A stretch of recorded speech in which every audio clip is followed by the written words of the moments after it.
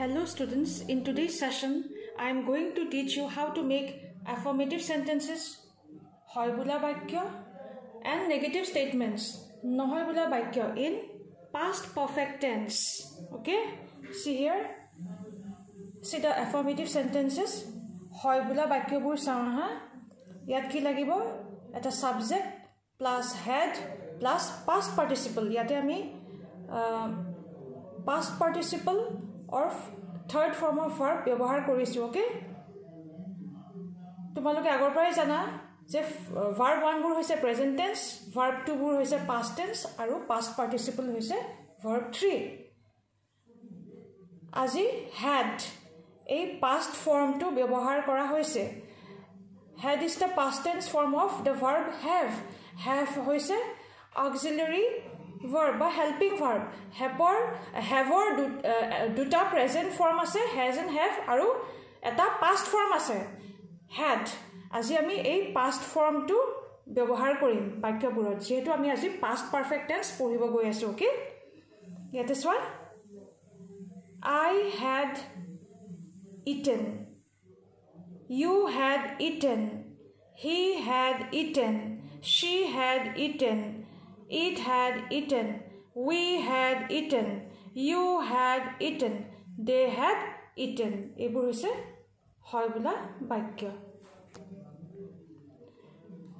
Now see the negative statements, নহয় বোলা বাক্য. ইয়াতে আমাক এটা subject লাগিব plus had, the past tense form of have, plus not, plus verb 3. okay, আগতে আমি has আৰু have ব্যৱহাৰ কৰিছিলো, এতিয়া আমি had ব্যৱহাৰ কৰিছো, যেহেতু আমি past tense, past perfect tense ৰ কথা পঢ়ি আছো. যেতিয়া এটা বাক্যত auxiliary verb বা helping verb থাকিব, সেই helping verbৰ ঠিক পাছতে আমি not ব্যৱহাৰ কৰিম. ওকে, no বা not ব্যৱহাৰ কৰি নেগেটিভ বাক্য গঠন কৰিম. ইয়াতে চোৱা, I had not eaten, you had not eaten, he had not eaten, she had not eaten, we had not eaten, you had not eaten, they had not eaten. এইবোৰ হৈছে negative statements in past perfect tense.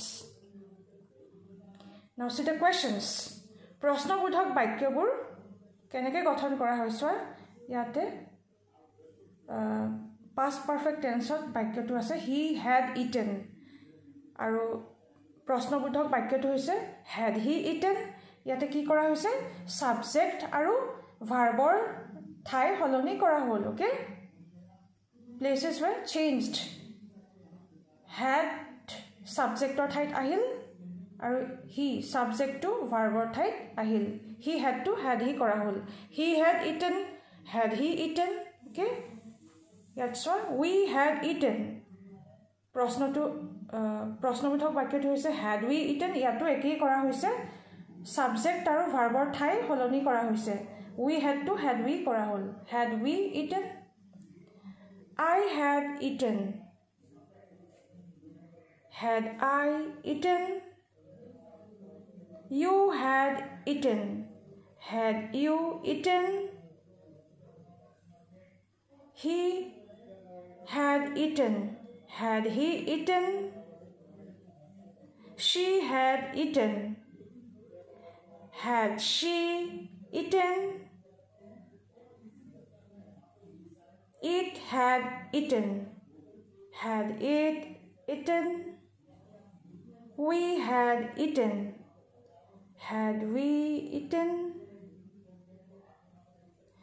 you had eaten, had you eaten, they had eaten,